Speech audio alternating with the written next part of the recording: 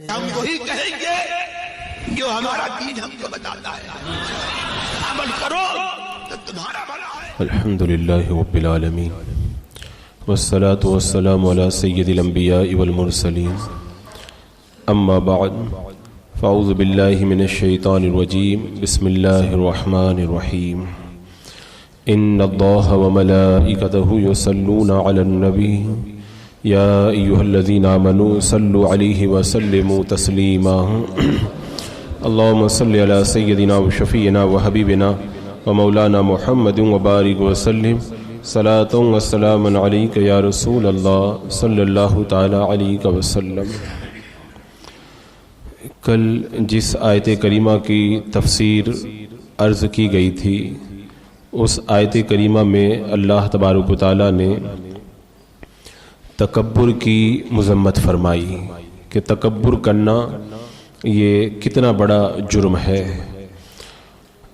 اسی سے متعلق کچھ باتیں تھیں جنہیں آج کی محفل میں پیش کیا جائے گا۔ تکبر ایک ایسا مرض ہے جس سے اگر کسی کے دل کے اندر جو کے برابر بھی یہ آ جائے تو سعادت مندی کے جو راستے ہیں وہ بند ہو جاتے ہیں۔ اس لیے اس بیماری کا علاج کرنا بہت ہی زیادہ ضروری اور لازم ہے۔ اور بندہ تکبر کرے تو کس بات پر؟ اللہ تبارک و تعالیٰ نے ارشاد فرمایا، قتل الانسان ما اکفرہ من ای شیء خلقہ من نطفۃ خلقہ فقدرہ ثم السبیل یسرہ ثم اماتہ فاقبرہ۔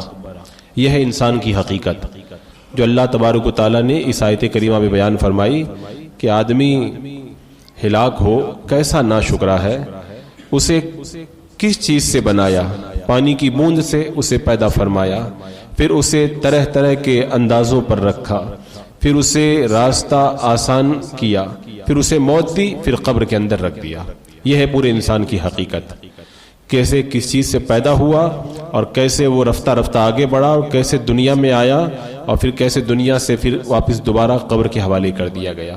ان آیات میں اللہ تبارک و تعالیٰ نے انسان کی پوری حقیقت کو بیان کر دیا اور بتا دیا کہ انسان کی پیدائش اول و آخر اور بیچ کا حال کیا ہے انسان کا۔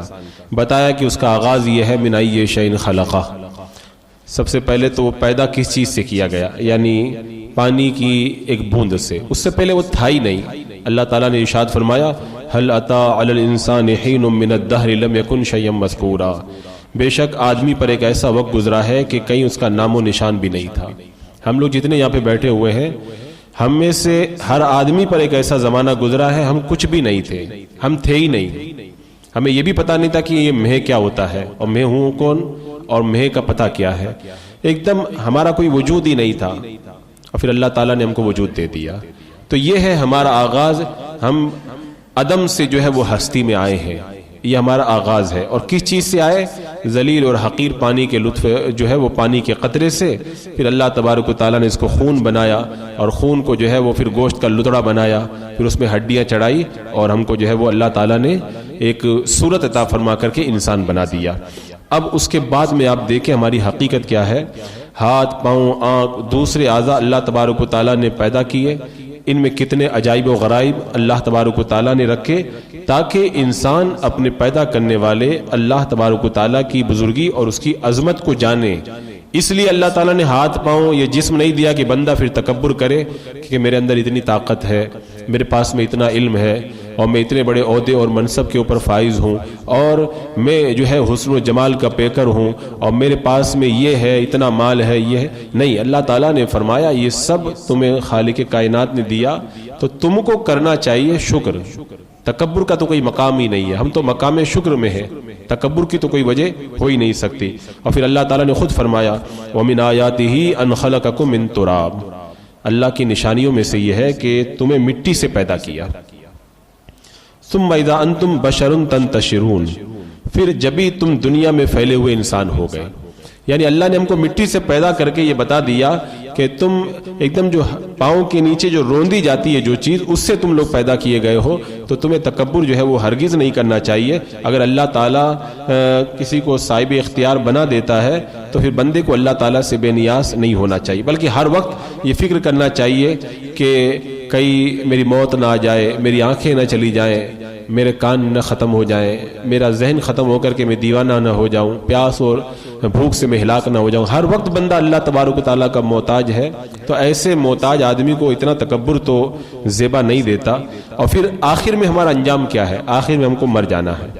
جب ہم مر جائیں گے تو پھر نہ یہ سماعت رہے گی، نہ یہ بصارت رہے گی، نہ یہ تخت، نہ یہ جسم، نہ یہ حسن و جمال، نہ یہ کر و فر، اور یہ جتنا پروٹوکولز آج نظر آ رہا ہے دنیا میں، سب ختم ہو جائے گا۔ آپ دنیا میں جا کے دیکھیں، وہ لوگ جن کے پروٹوکولز کے لیے بڑی بڑی گاڑیاں لگی رہتی تھی، آرمی جن کو پروٹوکولز دیتی تھی، آج وہ مٹی میں مل کے مٹی ہو گئے، ان کو کوئی پوچھنے والا بھی باقی نہیں ہے۔ تو ایسے شخص کو تکبر کیسے زیبا دے گا؟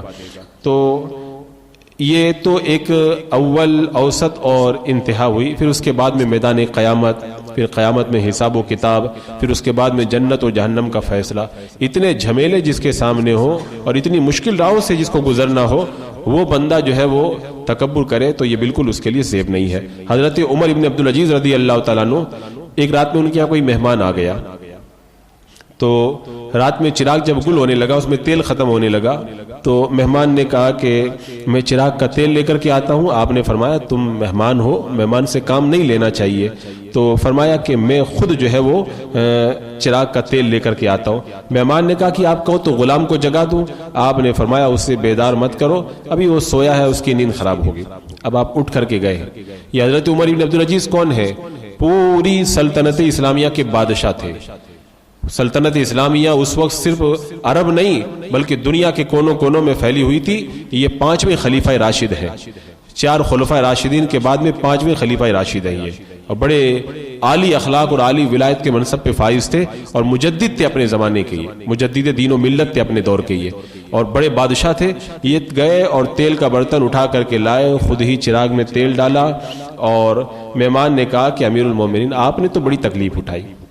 تو حضرت عمر ابن عبدالعزیز رضی اللہ تعالیٰ نے بڑا پیارا جواب دیا۔ فرمایا جب میں اٹھ کر کے گیا تب بھی عمر ہی تھا، اور جب واپس میں نے چراغ میں تیل ڈالا واپس یہاں کے بیٹا تب بھی عمر ہی ہوں میں، میرے اندر کوئی فرق نہیں پڑا، پہلے بھی عمر تھا اب بھی عمر ہی ہوں میں۔ تو یہ ہمارے بزرگوں کا طریقہ ہے، بادشاہی کی کرسی پر بیٹھے۔ آج تو آدمی ایک معمولی کارپوریٹر بن جاتا ہے تو سمجھتا ہے کہ میں جو ہے وہ زمین چیر دوں گا یا پھر پہاڑوں تک پہنچ جاؤں گا میں۔ تو اتنی بڑی سلطنت، ایک چھوٹا سا ملک نہیں، کئی ممالک کے بادشاہ ہیں، اور چراغ کے اندر تیل خود ہی ڈال رہے ہیں، اور پھر خود ہی کہہ رہے ہیں کہ پہلے بھی عمر تھا جب تیل میں لینے گیا، اور تیل میں نے اپنے ہاتھ سے اس میں ڈالا تب بھی عمر ہی ہوں۔ تو تکبر کس چیز کا بندے کو؟ یہ ہمارے بزرگوں کی سیرت۔ حضرت ابو ہریرہ رضی اللہ تعالیٰ عنہ جب کسی علاقے کے حاکم تھے، اللہ کے رسول علیہ السلام کے وہ صحابہ کرام جو پہلے غربت میں زندگی گزارے تھے، بڑی تکلیفیں اٹھائی تھی، جب اللہ نے اسلام کو غلبہ دیا تو الگ الگ علاقوں کے وہ حاکم بنا دیے گئے تھے۔ حضرت ابو ہریرہ رضی اللہ تعالیٰ عنہ اصحاب صفہ میں سے تھے، جن کو کھانے کو بھی میسر نہیں آتا تھا وقت پر، اللہ نے ان کو بھی حکومت عطا فرمائی۔ تو جب یہ حاکم بنے تو ایسا نہیں کہ آج کل کوئی اگر غریب آدمی امیر ہو جائے تو پھر سمجھتا ہے کہ اب دنیا میں کوئی میرے علاوہ امیر ہے ہی نہیں۔ حاکم بننے کے بعد میں ان کا حال یہ تھا کہ لکڑیاں پیٹھ پر لاد کر کے لے کے جاتے تھے اور آواز خود ہی لگاتے تھے، اے لوگوں راستہ دے دو مجھ کو۔ بتاؤ، زمانے کا حاکم پیٹھ پر جو ہے وہ لکڑیاں لاد کر کے لے کے جائے۔ یہ سیرت ہمارے بزرگوں کی ہے۔ وہ بڑے بھی تھے اور دنیاوی اعتبار سے بھی بڑے ہوئے، تو اپنے منصب کو انہوں نے فراموش نہیں کیا۔ حضرت عمر رضی اللہ تعالیٰ عنہ کا یہ طریقہ تھا، آپ جب راستے سے نکلتے تھے تو سیدھے ہاتھ میں درہ ہوتا تھا۔ یہ درہ جو ہے نا وہ چمڑے کا ہوتا تھا، جو بدماشی کرتے تھے ان کو صحیح کرنے کے لیے، تو سیدھے ہاتھ میں درہ ہوتا تھا، اور بائیں ہاتھ میں گھر کے لیے جو سامان سبزی گوشت وغیرہ رہتا تھا وہ رہتا تھا۔ آج آپ بتائیں، حضرت عمر ابن عبدالعزیز کئی ملکوں کے، حضرت عمر فاروق رضی اللہ تعالیٰ عنہ کئی ملکوں کے بادشاہ ہیں۔ ایک ملک کا پردھان منتری جو ہوتا ہے وہ بھی جو ہے وہ اپنی سبزی اور گوشت بازار میں لینے کے لیے نہیں جاتا. اتنے ملکوں کے بادشاہ ہیں, ہاتھ میں ایک طرف درہ بھی لے کے جا رہے ہیں کہ کوئی اگر اسلام کے خلاف کام کرتا ہو تو اس کو راستے میں سزا دی جائے, اور دوسری طرف گھر کا سامان بھی خود ہی لے کر کے جا رہے ہیں. تو تکبر جو ہے وہ بندے کو جو ہے وہ زمین کی پستیوں میں ڈھکیل دیتا ہے. اور حضرت عمر رضی اللہ تعالیٰ عنہ نے اپنے قریب تکبر کو پھٹکنے بھی نہیں دیا. تو ان کا عالم یہ تھا کہ بڑے بڑے بادشاہ جو ہے وہ اپنے تخت پر بیٹھ کر کے حضرت عمر کا جب نام سنتے تو کانپنے لگ جاتے تھے کہ عمر کون ہے. بلکہ ایک آدمی جو قتل کرنے کے لیے آیا تھا, دیکھا کہ درخت کے نیچے سو رہے, دیکھا تو اس کے اوپر کب کبھی تاری ہو گئی. تو یہ روب بندے کو کب ملتا ہے؟ جب بندہ اللہ کی بارگاہ میں جھکتا ہے, اپنے آپ کو چھوٹا بنا کے پیش کرتا ہے. اور جو تکبر کرتے ہیں ان کو پھر اپنے ساتھ میں جو ہے وہ کئی کئی گاڑیاں سیکورٹی کی لے کر کے چلنا پڑتا ہے, اور اس کے باوجود بھی اگر گلی کے اندر کتا بھونک جاتا ہے تو کانپنے لگ جاتے ہیں کہ کوئی مجھ کو مارنے کے لیے تو نہیں آ گیا. تو یہ تکبر کرنے کا عالم ہے, اور بندہ عاجزی کرے تو پھر اس کا روب اللہ تعالیٰ لوگوں کے دلوں میں پیدا کرتا ہے. آپ دیکھیں حضرت عمر رضی اللہ تعالیٰ عنہ جب ملک شام پہنچے تو پرانا لباس آپ کے بدن پہ تھا. تو ساتھیوں نے کہا کہ آپ دشمنوں کے ملک میں آئے ہیں, وہ سمجھوتا کرنے کے لیے گئے تھے, کسی معاملے پہ کوئی معاہدہ تھا تو دستخط کے لیے آپ گئے تھے وہاں پہ. تو بولے کہ آپ یہاں پہ قیمتی لباس پہن لیں تو اچھا لگے گا. حضرت عمر رضی اللہ تعالیٰ نے جواب کیا دیا؟ یہاں جب کسی ملک کے دورے پہ ہمارے ملک کا جب وزیر اعظم جاتا ہے تو راستے میں کتنے جو ہے ڈریس بدل بدل کے دیکھتا ہے کہ یہ ڈریس وہاں صحیح لگے گا کہ نہیں لگے گا, اور پھٹے پرانے کپڑوں میں ہی آپ پہنچ گئے ہیں. اور جب لوگوں نے کہا کہ اچھا لباس پہن لو تو آپ نے فرمایا کہ اللہ تعالیٰ نے مجھے اسلام کی وجہ سے عزت دی ہے, اب مجھے کسی دوسری عزت کی ضرورت بھی نہیں ہے. تو اسلام کو انہوں نے عزت سمجھا تھا, اور اسلام ہی کی عزت حقیقت میں عزت ہے. ورنہ جو دنیا کو عزت سمجھتے تھے وہ مر گئے, آج جو ہے کوئی ان کا نام لینے والا بھی نہیں, بلکہ ان کے قبروں کے نشان بھی مٹ گئے ہیں. اور ان کا عالم یہ ہے, سرکار علیہ السلام کے روزے میں تو آرام فرما ہی رہے ہیں, اور عالم یہ ہے حضرت عمر رضی اللہ تعالیٰ عنہ کا.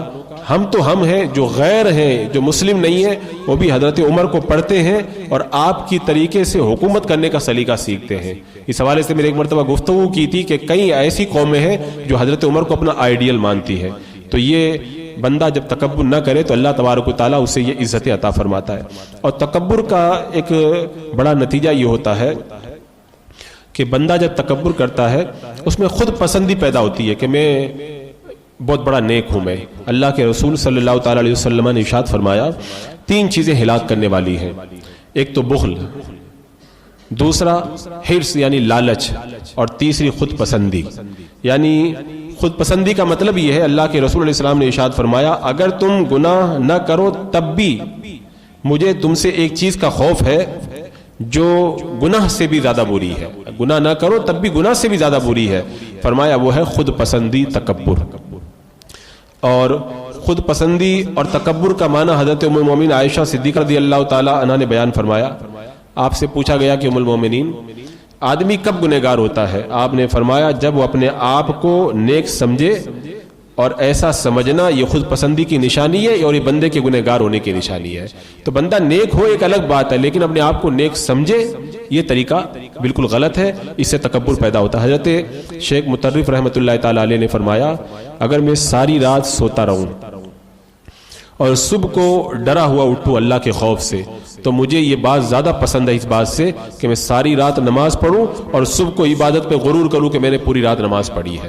تو پوری رات نماز پڑھ کے غرور کرنا یہ غلط ہے, اور بندہ پوری رات سوئے اور صبح میں اٹھ کر کے ڈرے کہ اللہ میں تیری عبادت نہیں کر سکا, یہ زیادہ بہتر ہے. تو غرور اور خود پسندی بہت بری چیز ہے. حضرت شیخ بشیر ابن منصور نے ایک بار بہت لمبی نماز پڑھی تو ایک آدمی وہاں پر بیٹھ کر کے دیکھ رہا تھا کہ اتنی لمبی نماز پڑھتے ہیں بزرگ. جب حضرت نماز سے فارغ ہوئے تو انہوں نے اس شخص کو دیکھا تو کہا کہ اے جوان, میری لمبی نماز پہ تعجب مت کرنا, ابلیس نے تو کئی لاکھ سال تک عبادت کی ہے, تم کو پتا ہے اس کا انجام کیا ہوا؟ یعنی میری تھوڑی سی نماز دیکھ کے تم تعجب کر رہے ہو, میں اتنی لمبی نماز پڑھ رہا ہوں. ان نمازوں پہ ہم لوگ کیا غرور کریں؟ ابلیس کو دیکھ لو کتنی اس نے عبادت کی تھی, لیکن اس کو ملا کیا؟ آخر وہ بارگاہ الہی سے مردود ہی ہو گیا.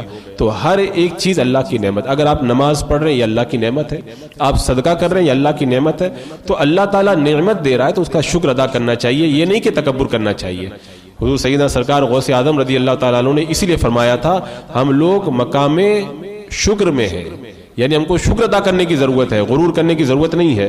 حضرت ایوب علیہ السلام نے کہا تھا کہ اللہ تو نے بہت سی آفتیں مجھ پہ نازل کی، ہمیشہ میں تیری رضا پہ راضی رہا اور کبھی میں نے بے قراری کا اظہار نہیں کیا، اور تیری مراد کے مقابل اپنی خواہش ذرہ بھر بھی میں نے اختیار نہیں کی۔ تو جب حضرت ایوب علیہ السلام نے یہ بات کہی تو آسمان کا ایک ٹکڑا آیا، اس میں سے آواز آئی، اس آواز میں ہزاروں آوازیں تھی، کہا اے ایوب تم جو صبر کر رہے ہو اور کہہ رہے ہو اللہ میں نے اتنا صبر کیا، تو اے ایوب یہ صبر تم لائے کہاں سے؟ فرمایا یہ صبر لائے کہاں سے؟ ایوب علیہ السلام سمجھ گئے کہ مجھ سے خطا ہوئی، کہ صبر تو اللہ ہی نے مجھے عطا کیا، تو میں کس منہ سے کہوں کہ میں نے یہ صبر کیا وہ صبر کیا؟ اگر بندہ صبر بھی کر رہا ہے تو یہ اللہ ہی کا کرم ہے نا۔